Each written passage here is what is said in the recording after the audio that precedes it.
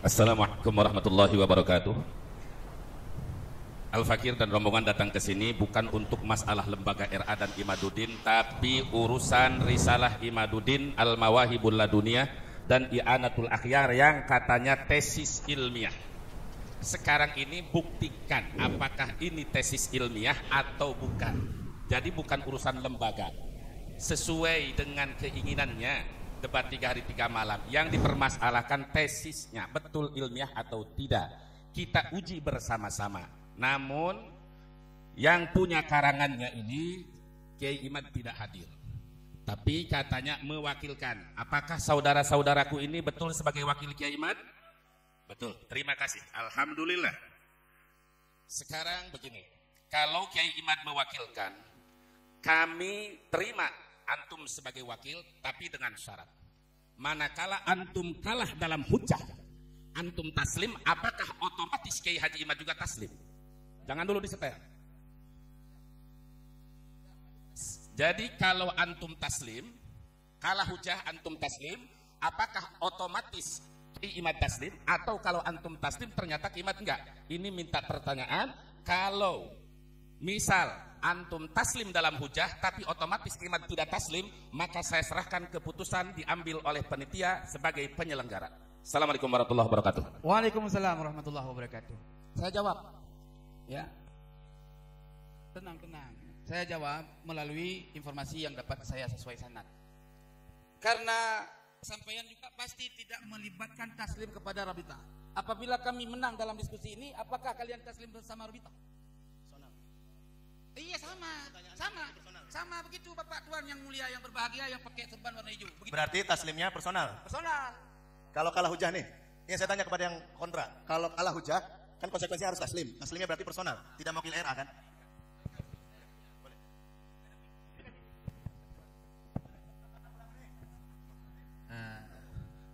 Begini, bismillahirrahmanirrahim. Ya, yang mengarang tesis ini Kiai Haji Imaduddin. Nah, beliau memasrahkan kepercayaannya mengenai isi tesisnya kepada panjenengan semua. Otomatis, ketika Anda sudah mewakili Kiai Haji Imaduddin, seharusnya ketika Anda tidak bisa berhujah atau tidak bisa menjawab hujah-hujah dari kita, maka ada kesepakatan begini, Gus. Ketika setelah ini ternyata di pihak wakil Kiai Haji Imaduddin itu kalah seumpama, maka Kiai Haji Imaduddin dilarang membahas musabah alawi ila yaumil qiyamah. Gimana? Loh, gimana? Begitupun ketika kita kena hujah, maka saya siap membela beliau ila yaumil qiyamah. Kami nggak perlu beda sampaian. Yang persoalannya gini, kalau sampaian sibuk dulu, kalau sampaian sibuk ngurusin tesis orang, sampaian datang ke rumahnya langsung. Ya, Gimana? Gitu. Terakhir Gus. Iya, Terakhir. Gini. Kiai Imad itu koar-koar siap debat 3 hari 3 malam dengan siapapun. Ya bukan hanya dengan RA. Karena tesis ini disampaikan ke umat. Dia sebagai sesuatu yang mendatangkan sesuatu baru. Maka siapapun berhak untuk mengkritik itu. Posisi dia dalam konteks ini menantang.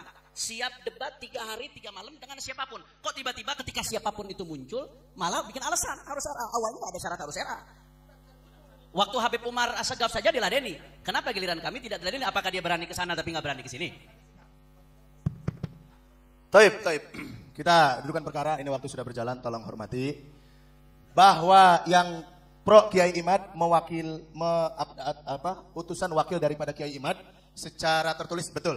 Dan ini saya sudah WhatsApp Kiai Imad tadi pagi, saya tanya, Kiai, saya mau tanya, kalau utusan wakil ini kalah, apakah Anda akan taslim? Tidak dibalas. Ntar dulu, jangan bersurat. Enggak. Ya, tidak dibalas. Jadi saya memperjelas pertanyaan dari orang yang kontra kemarin, bagaimana konsekuensinya kalau kalah debat. Satu, dari mereka menyanggupi taslim secara personal mereka. Tapi untuk Kiai Imadnya taslim, mereka membuka ruang untuk kita datangi rumahnya. Ya sudah, setelah ini kita datangi saja rumahnya kalau begitu. Nanti setelah ini ya. Ini kan dari mereka. Yang kedua, dari sisi yang anti juga, mereka dengan tegas tidak mewakili RA. Karena merasa dari awal Kiai Imad yang ditantang bukan RA. Tapi siapapun, Nah, mereka ini adalah siapapun yang muncul itu.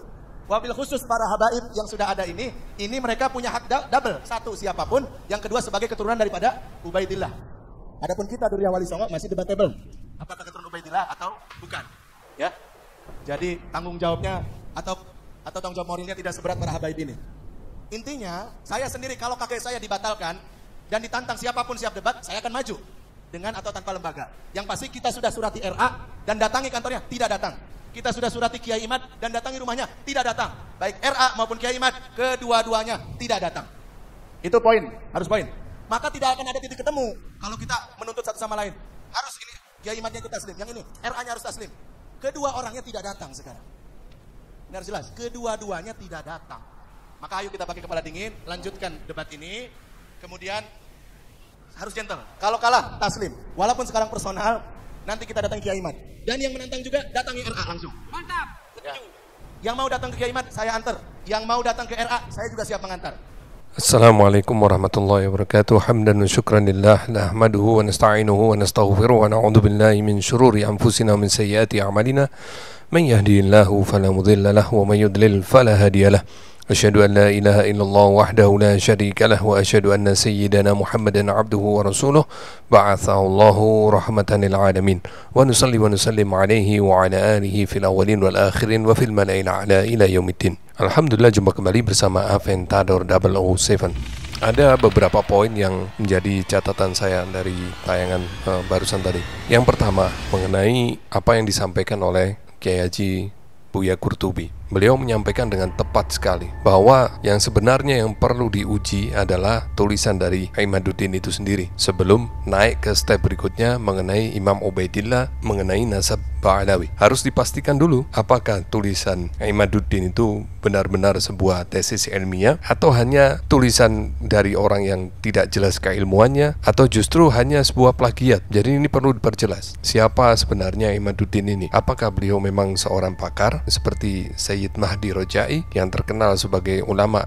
pakar nasab dunia, atau orang yang nggak jelas jeluntrungannya, yang tidak jelas latar belakang pendidikannya di bidang ilmu nasab, di bidang ilmu sejarah, dan dalam hal dia membuat kajian ini metode yang dipakai apakah sudah sesuai dan apakah sudah diuji di depan para pakar. Nah, itu harus dipastikan dulu. Apa yang disampaikan oleh Buya Qurtubi itu sangat tepat sekali, mendudukkan sesuatu pada tempatnya. Kalau seperti Sayyid Mahdi Rojai yang sudah dikenal dunia sebagai pakar nasab, beliau mempertanyakan Imam Ubaidillah, wajar apabila lembaga seperti Rabithah Alawiyah menanggapi. Tetapi jika orang sekelas Imaduddin Al-Bantani yang mempertanyakan, justru tidak wajar apabila Rabithah Alawiyah menanggapi. Adapun apabila Imaduddin Al-Bantani menginginkan informasi kantor Rabithah Alawiyah, jelas alamatnya, dan itu sudah disampaikan berkali-kali oleh ketua Rabithah Alawiyah. Jadi yang perlu dipastikan dulu adalah status dari tulisan Imaduddin Al-Bantani itu, apakah tesis ilmiah atau surat kaleng. Mengenai 5 orang yang diutus sebagai wakil resmi, mereka membawa surat resmi dari Imaduddin Al-Bantani yang mengutus mereka sebagai wakil. Logikanya, apabila seorang mengutus utusan resmi dalam sebuah forum, maka konsekuensi dari forum itu adalah juga konsekuensi bagi si pengirim utusan. Bukan konsekuensinya hanya diserahkan kepada yang diutus, tapi yang mengutus tidak mau terima. Jadi Imaduddin sengaja menjerumuskan 5 orang tadi ke dalam jurang yang memalukan, sementara dianya di rumah tampil sebagai seolah-olah orang yang terhormat, padahal yang dibicarakan adalah hasil dari tulisan dia. Nah, ini mencederai akal sehat. Lalu kenapa kok dari pihak yang kontra tidak sebagai utusan resmi Rabithah Alawiyah? Jadi tidak pantas Rabithah Alawiyah berdebat langsung, tidak pantas. Jangankan berdebat langsung, mengirim utusan pun tidak pantas, karena Anda bukan pakar ya. Jadi Anda ini bukan orang yang layak untuk dihadapi. Dan karena Anda telah melempar tulisan Anda itu ke medsos, maka siapapun yang membaca tulisan Anda layak untuk mendebat. Apalagi Anda secara spesifik menuduh nasab Ba'alawi, maka siapapun yang bernasabkan Ba'alawi, dia sah untuk mendebat Anda. Dan itu diperkuat oleh koar-koar Anda sendiri yang mengatakan siap debat 3 hari 3 malam. Nah, kenapa ketika itu diseriusi Andanya mangkir? Jadi ini menunjukkan bahwa Anda pribadi yang tidak konsisten. Bahkan dengan ucapan Anda sendiri tidak konsisten. Anda juga dalam mengutip pendapat ulama pun juga tidak konsisten. Anda mengambil apa yang Anda sukai, tapi Anda mencampakkan apa yang Anda tidak sukai. Nah, ini tidak dikenal dalam tradisi ulama. Kalau Anda memang benar seorang ulama, Anda tidak akan melakukan itu. Ya. Kemudian moderator menyampaikan bahwa beliau telah mengundang RA, tapi RA tidak datang. Beliau mengundang Imaduddin, tapi Imaduddin tidak datang. Lalu apa bedanya antara dua ketidakdatangan ini? Kalau RA tidak ada kewajiban untuk datang, apalagi untuk menghadapi Imaduddin Al-Bantani. Seperti yang saya jelaskan di awal, bahwa RA tidak dalam posisi satu level dengan Imaduddin Al-Bantani. RA tidak dalam posisi satu level dengan Imaduddin Al-Bantani. RA itu lembaga. Lembaga hanya layak berhadapan dengan orang yang memang punya kapasitas. Itu yang layak ditemui oleh lembaga. Sedangkan panitia mengundang Imaduddin Al-Bantani, maka tanggung jawab moral